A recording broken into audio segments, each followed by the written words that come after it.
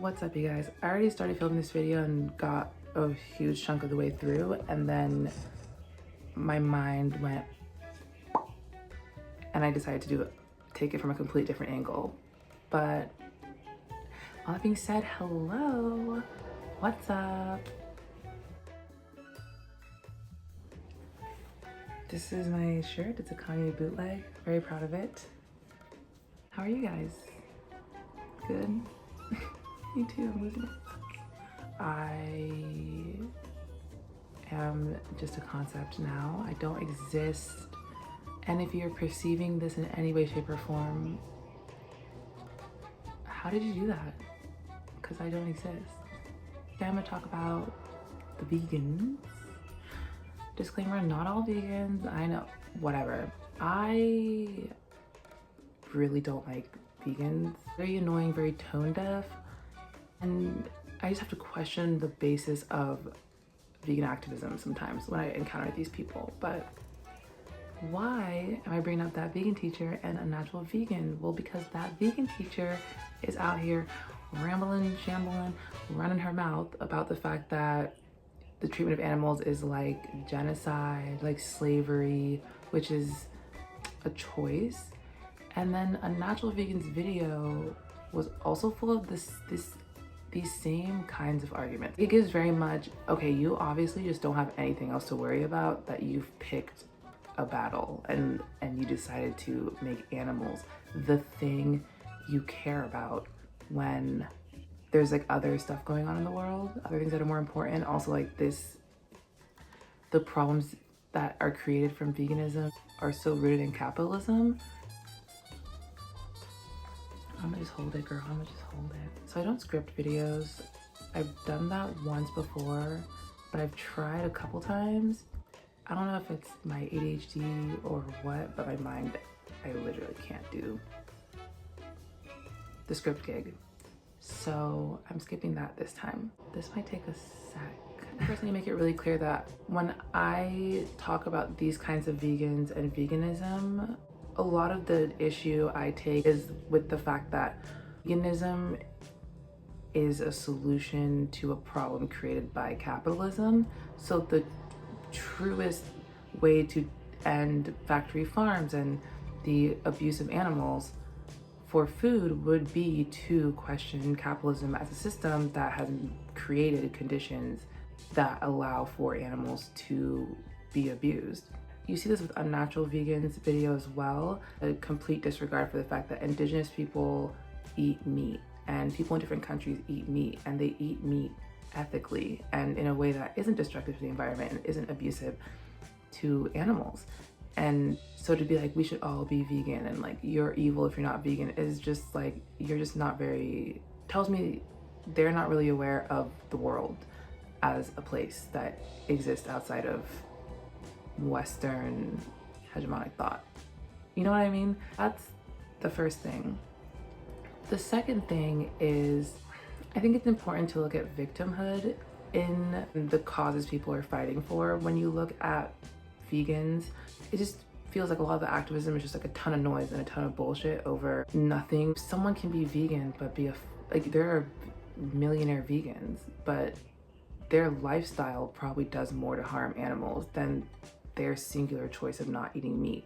And also the fact that there's an industry around veganism, and the fact that veganism, the way people do it modernly, is something that relies so heavily on products and the manufacturing of things, and also that this splintering into different market, it's just so capitalist. Like it's so rooted in capitalism. It causes more problems than it solves, and it really approaches everything from a philosophical standpoint and like a moral standpoint. I find a lot of times people will make moral arguments for veganism, but it's just like, well, where do those morals come from? They're not innate. We're not born with a set of morals. We're taught morals and we're socialized to have certain morals, and it may seem natural, but it's, you know, unspoken behavior and these social contracts that we sign without our knowledge, but we all agree, and that's how we can live in community and live in society and feel welcome and accepted and all these things. And so to take that system, a pretty flawed system, if you look at the world, it's not like the world is a particularly moral place or that it's fair in any way that you say like, oh, like, see, we're moral, we're humans, and it's like a thing we do. It's not. Morality is actually a weapon of the elite. I'm not getting into that today. You take that and then you apply it to animals, which is just like bunk, in my opinion. And then you weaponize that against other people and make people feel guilty for not caring about something that it's like, well, why would I care? Why should anyone care? I don't think a cow walks around caring about a chicken. Like, you know, they're doing their cow thing, born a cow, eat, do whatever happens in the middle, die. Like, that's what a cow does. It doesn't walk around like being an activist. You don't see cows like protesting for the rights of other animals in the kingdom. And that's kind of a dramatic image to paint, but you don't see that. And so it's just interesting to assume that there is this in the same inner monologue we have present within animals. There's just something so interesting about how we perceive animals and interact with animals, I think, as a society, where it's like people almost treat them as though like infants. You know, babies can't talk, but we know one day they will talk and they'll like become realized people, and it's gonna be like, wow, they were conscious all along. And I think for animals, we look at them as a version of that. There's something so kind of dismissive about vegan discourse surrounding animals and the treatment of animals. I think the crux of the issue with like vegans, like Unnatural Vegan, is that, I mean, veganism is really a philosophy, but it's a little different in the sense that a lot of people will use philosophy designed for like humans, or the people who thought about like human matters, and kind of apply those same things to animals. And so a lot of the like empathy and like the valuing of human life and animal life equally is at the root of many arguments. And I just have to ask, like, how do we know? You know, how do we know animals are suffering? When you think about that, and then you think, well, what is suffering? Like, how would you personally define suffering for yourself? A lot of it is very tied to my human relation. Like, all of it is tied to my human experience of the world. And so I'm not gonna walk around and say that my human experience of the world is the same as a dog's or a chicken's or a zebra's, because we just have these different drives. It implies that animals think about death the same way we do, and that they are always scared that their lives will end, and they think about like, what will I leave behind, legacy, and have such a culture around it, which I don't think is the case. Obviously animals have a survival instinct, but I mean, that taps in when needed, and then I'm pretty sure it's like gone, and then they go back to just doing like whatever they do during the day, vibing, you know, being one with nature, running free, frolicking. I'm always just put off by arguments like that, because it always gets to the end point of shit like the suffering of animals is more than the suffering of other humans, or people will look back and it will be equally fucked up that we ate animals and that we enslaved humans. And it's like, one of these things is not like the other. They're not comparable. Oh, train's coming through. My best friend, the train. To say shit like that just seems so tone deaf, and also tells me that many things for Unnatural Vegan are ideologies and are just ideological. Like, racism is like a thing that has a definition, but there is no understanding of how much deeper it runs. Racism isn't some talking point, and it isn't like there's a definition of racism, yes, and you can understand like, yes, there's like the structural component and all this thing, and that's what makes racism so powerful, but there's also the lived experience of racism that is so different and complex and nuanced. And to look at everything from the point of view of like, well, all these things have these definitions that are observable, and so I'm just going to apply that mindset. I think it's just a little naive, you could say. And you know, you just have to start asking yourself questions. That vegan teacher and Unnatural Vegan are both white women, but also when you look at the vegan landscape on the internet, it is like a lot of white women and like white men. There's not that many people of color. And with the way they talk about vegan issues, it's just, you know, like there's other people that need help first before you start campaigning and crusading for a group that you can't even communicate with, a group that, in my opinion, I think a lot of vegans pick it because it will always have results. An animal will never tell you, oh, this is actually not what I want. You can do the bare minimum or do things that are still so harmful to like the environment and other people on earth and feel like you are a better person than others. So I don't really jive with any of that. I don't think that's cute. I don't think that's sexy. I think it's lame and I think it sucks. I mean, she talked about veganphobia at some point, and I said, like, what is veganphobia? Some people are dicks to vegans, but people are assholes. You know, like that's kind of the unfortunate truth of the world we live in. And that, I don't think that's gonna be the case forever, but right now people are kind of assholes, and especially to stuff they don't understand or things that they deem as different. It makes people uncomfortable and they react. And so I could understand vegans, you know, getting picked on or teased over the food they eat, or having a hard time maybe feeling comfortable enough to be vegan, openly vegan, but to throw it in this area with things that are institutionalized and have these very large human death tolls is like, what? I know you're saying that you're not equating things, but then, like, what are you doing then by co-opting term? Like, what does that, what do you think, what do you want people to expect? Like, when someone reads or hears what you're saying, what imagery are you trying to conjure up for them? You know, it's not like they're explaining a whole separate thing and, you know, defining words and introducing new terminology and applying that to the issue. It's, they're coming in and using terms that are applied to these really vast and life-threatening patterns you find in human society, and they're like, oh, and also animals. Just the assumption that like everywhere in the world is kind of the same, that human suffering does not compare to animal suffering. You know, like there's people that are literally being tortured everywhere, and to be like, but I choose this battle and this is the hill I'm gonna die on. And it's, I'm not saying it's the same, I'm just gonna use words that make it sound the same if you hear it. You know, I think they need to be stopped. I think vegans need to be stopped. It's like, this is the battle, we're in the middle of a global human crisis. You know, people are unwell, people are suffering, and this is the hill you want to die on. And act like you're a better person than everyone else because you don't eat meat, but then you go around like diminishing the issues of like people of color. So clearly you struggle to see even all humans as inherently worth the same thing. You know, I just have to ask myself, like, where do you live in your mind?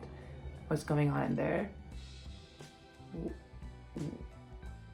Like, what are your thoughts on racism? You know, I feel like some sketchy shit would come out. Now, something else I want to talk about was this GameStop stonk situation. And the news is out there, Wall Street's freaking out, hedge funds, blah, blah, blah. But I was just wondering, okay, so the people who are getting rich off this, like the normies, don't they now become the rich that we hate? Don't they become the meal? I was thinking about that even more, and then I was thinking even further to just general capitalism, because when I'm not thinking about capitalism generally, but it's wild that people will seek to destroy these systems and taking from the people that harm the most, but instead of breaking the wheel and doing something completely different, they just take that position. And I think it's just interesting to see with money because it is so literal and physical and how it moves around. That like just because one person lost their money and someone else made like millions of dollars, and doesn't mean that anything's changed. And like just because they were working a job the day before still doesn't mean that, I mean, now they're in a different tax bracket, you know, like you are lost to the bourgeois. Like that's what happens when you do stuff like that. So what really is the point? What's the reason? I had hoped to never be a person that knew what the stock market was or how it worked. My dad does stonks sometimes. He really seems to enjoy it. My sister's into that finance thing, so she also enjoys it. And I played the stock market game in my personal finance class in high school, a class that I failed because I just didn't care.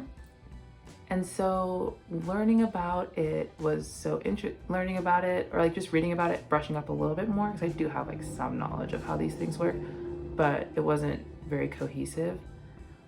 It's all of that is made up. Like it's all not real. It sounds stupid. Capitalism just, it feels like Ponzi schemes, you know, like it just, like the way money moves, I really don't understand.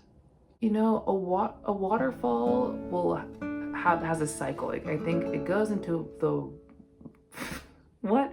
Okay, picture a waterfall. You know, the water flows over and then it continues flowing, and eventually that water like will find its way back over the waterfall. But under capitalism, it's like there's a waterfall, but there is no flow. It's like a pool that fills endlessly, and then the water will dry.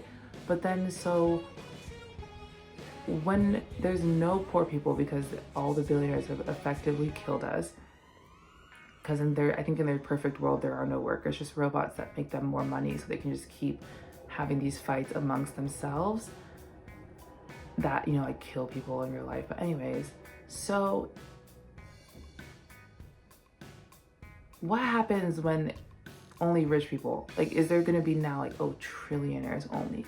Like that's the thing, like what is the end goal for capitalism? What are